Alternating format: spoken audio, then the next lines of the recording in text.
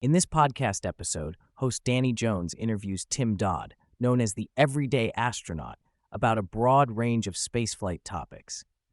Their discussion covers Tim's background and how he became deeply invested in astronautics, the moon landing conspiracy theories, and a detailed debunking of their claims, current and future lunar missions, including Artemis, advancements in rocket technology with SpaceX's Starship program, as well as broader topics touching on UFOs, space policy, and the influence of misinformation in the digital era. Tim Dodd began his career as a professional photographer and gradually transitioned into spaceflight content creation with his YouTube channel, Everyday Astronaut, which he has run full-time since 2001-7. His fascination sparked in 2013 when he purchased an old Russian spacesuit to create a photography art project, which led him to explore spaceflight history and technology. Following the emergence of SpaceX's Falcon 9 booster reuse attempts, Tim deepened his self-education via online forums like Reddit and technical blogs. This passion evolved into making educational videos on rocket science and space missions, which eventually grew his channel and audience. Tim frequently travels to rocket launches, attending launches from Cape Canaveral, Vandenberg, and notably SpaceX's Starbase facility in Texas, where he documents the testing and development of the Starship vehicle. Although based in Iowa, Tim spends much of his time in Texas, embracing the life of rocket chaser. The episode revisits Tim's seminal deep-dive video debunking moon landing hoax theories, inspired by hearing misleading claims on a Joe Rogan podcast episode. Tim appreciates the genuine curiosity many people have about the moon landings, but finds many conspiratorial arguments rest on flawed premises or incomplete understanding of physics and mission details. Tim explains his neutral stance, neither fully convinced nor denying the landings, influenced by Cold War-era government distrust, but inclined to trust the significant data supporting the mission's authenticity. He stresses the importance of addressing conspiracy theories with thorough, sincere, and scientific explanations. Tim discusses the often cited animated presentations by Wernher von Braun from the 1950s, which depicted a massive, partially reusable rocket concept in planning for lunar missions. These early designs called for orbital refueling to achieve the delta-V necessary for lunar orbit insertion. Tim highlights how von Braun's concepts predate the later Apollo-era direct descent and lunar orbit rendezvous mission profiles. He contrasts von Braun's visionary reusable ideas with the Saturn V rocket's expendable design, which prioritized sheer size and power over reusability. Saturn V's massive first stage and overall design threw away hardware after one use, resulting in only about 0.25% of the launch mass actually landing on the moon, a spectacularly low payload fraction. Tim points out how modern approaches with SpaceX's Starship program seek to flip this ratio through full reusability and orbital refueling, making lunar missions more sustainable and affordable over time. Starship is explained as a revolutionary two-stage, fully reusable launch system, greatly surpassing Saturn V in both size and payload capacity. Starship's dry mass alone exceeds 100 tons, with about 200 tons of propellant needed for lunar landing maneuvers. The vehicle is designed for multiple refueling missions in Earth orbit, enabling it to carry large payloads and personnel to the moon and beyond. Tim describes the technical challenges, especially orbital refueling of cryogenic propellants at unprecedented scales, and the importance of successful booster landings using advanced guidance algorithms such as G-fold. The strides made by SpaceX in booster recovery, routine launches, and fixed-price contracts have enabled this paradigm shift. Tim emphasizes that lunar missions have not ceased because of technical impossibility, but largely due to high costs and evolving political priorities, highlighting NASA's current Artemis program split between legacy cost-plus infrastructure (SLS) and Orion, and commercial fixed-price lunar landers. The discussion covers upcoming NASA Artemis missions, including Artemis 2 scheduled for February, which will send astronauts on a lunar flyby without landing, testing the Orion Crew Capsule and Space Launch System (SLS) rocket. Unlike Apollo's scalable service module design, Orion has a bigger crew vehicle but smaller service module, limiting certain mission profiles such as low lunar orbit insertion. Tim explains that the Artemis missions are planned with sustainability and longer surface stays in mind, aiming to establish infrastructure particularly at the moon's south pole. Locations there offer near-continuous sunlight and ice deposits in permanently shadowed craters, promising water for life support and propellant production. Tim comments on political factors, budgetary constraints, and congressional influence shaping NASA's mixed approach and subsequent mission cadence delays. He also notes commercial lunar landers competing for contracts with NASA, notably SpaceX and Blue Origin, each proposing technologically ambitious designs.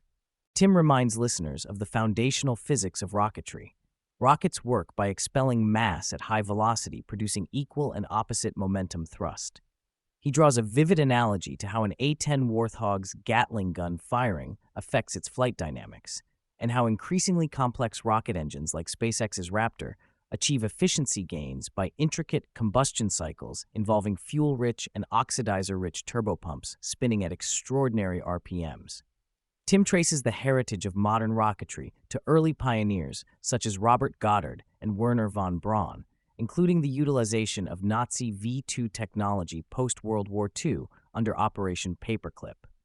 He reflects on the morally complex origins of the program and Cold War pressures pushing advancements. He touches on speculative alternative propulsion concepts such as nuclear pulse, Project Orion, and kinetic launchers like spin launch, highlighting their extreme technical challenges and limited near-term viability.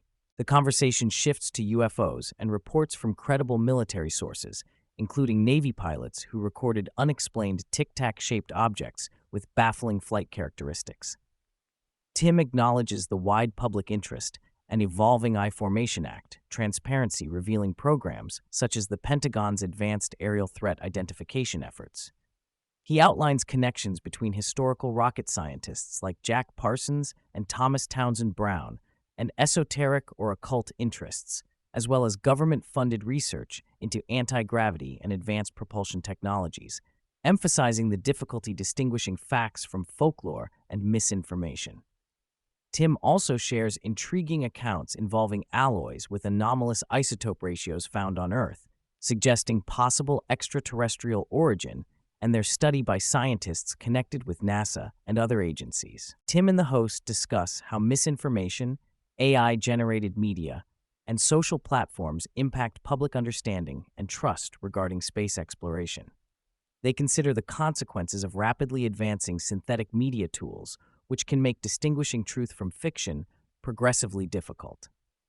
The cultural divide around issues such as the moon landing conspiracy demonstrates the challenges of critical thinking in the social media age. Tim encourages direct, respectful communication among individuals with differing views to bridge gaps and strengthen collective understanding. Tim shares insights on SpaceX's private launch ranges at Starbase and the evolving global launch cadence involving existing government and commercial operators. He notes that current launch rates have dramatically increased compared to historical spaceflight programs, with SpaceX alone conducting over 160 launches annually. He remarks on enduring legacy systems such as the Russian Soyuz for crew transportation and China's expanding national space program, with ambitions for lunar bases and independent space infrastructure. Tim is optimistic about a future with multiple commercial space stations and a growing space economy that includes ventures like asteroid mining companies and educational outreach projects, such as Mark Rober's selfie satellite.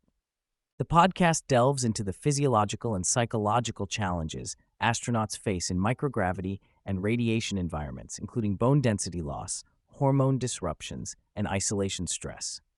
Tim highlights developments in spacesuit design, life support, and the potential benefits of novel biological research, such as using radiation-eating fungi for shielding. He explains the technical intricacies of orbital mechanics and mission planning for crewed Mars missions, pointing to the necessity of in-situ resource utilization, such as producing methane from Martian CO2 and ice. The episode also touches on the longevity of the International Space Station and NASA's transition toward privatized habitats with commercial partners. Tim recounts his personal experience traveling to Baikonur Cosmodrome in Kazakhstan, the historic Soviet space launch site still operated under Russian control. He describes the surreal atmosphere, Soviet-era infrastructure, and contrasts with the contemporary commercial spaceflight environment. Tim was part of a Japanese billionaire's entourage who intended to fly a private mission on a Soyuz vehicle, illustrating the international and evolving nature of human spaceflight. Tim revisits in detail the claims by moon landing skeptics, suggesting that NASA faked footage by filming Earth images through spacecraft windows in low Earth orbit, using lighting tricks to simulate distance. He dismantles these claims using technical explanations supported by original NASA footage archives and 3D models of the command module, stressing the physical impossibility and incoherence of such theories. The podcast highlights the large volume of original mission recordings, multi-angle audio, and film archives that have been preserved or digitized to high quality, disproving the suggestion that critical evidence has been lost or suppressed. Tim stresses the importance of scientific literacy and encourages viewers to interpret data critically, but without veering into undue skepticism of well-documented historical achievements. Tim promotes his Everyday Astronaut channel as a hub for educational content on spaceflight history, rocket science, and live launch coverage. He notes the channel's significant role in bringing detailed technical explanations to a broad audience and plans to live stream the Artemis 2 mission with full professional-grade production. He maintains active engagement with the aerospace community and promotes transparency in space exploration endeavors, encouraging the public to stay informed and inspired by humanity's ongoing journey beyond Earth.